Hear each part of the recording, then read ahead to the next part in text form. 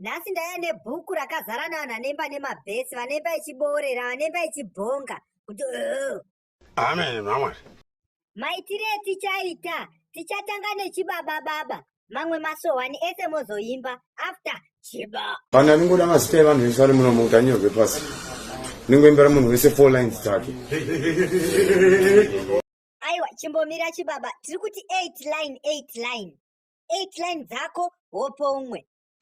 Television samjala anyway zita saka imangura pa mbiri yangu magandi roba mchati za mangoma muvura mababa inise draft ningina to boba pangwe pati mningi fungira kunda gomiko chibaba icho ishawe ndinobudirwa ari kushowira kuti gokurirwa pasikazive chingoma chacho icho achimbopera online moshima patani musade kusimbiswa na satani chingoma changu fantani here. Soldier Love is a legend. Soldier Love did not die. Soldier Love is still alive. Continue. Chipoko Chasauro. Alright. Big up. My king Abe. Idali datende betera dina. Achazi ona dili datena. Umachiro agutagotatena. Cinnamon, dano. Unser Fantan, das sind bisher Yango Style and Pattern. Long never quit and give a to man a Satan. Manja this time, Java Samawan and a slim dog. All the good in and this comira.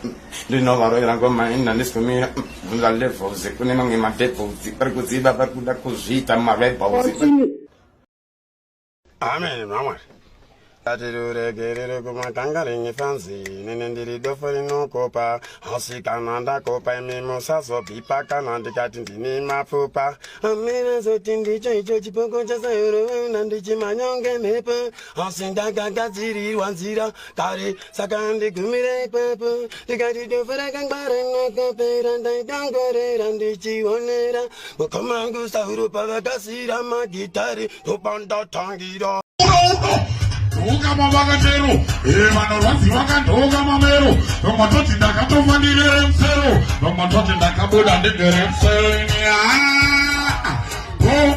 Apa panorwara vamapa, apa shiwo momwe ndomunyarira, apa panorwara vamapa. Bhuku redu rakazara nevanhu, regai titsvake 1 murume unoimba ne10.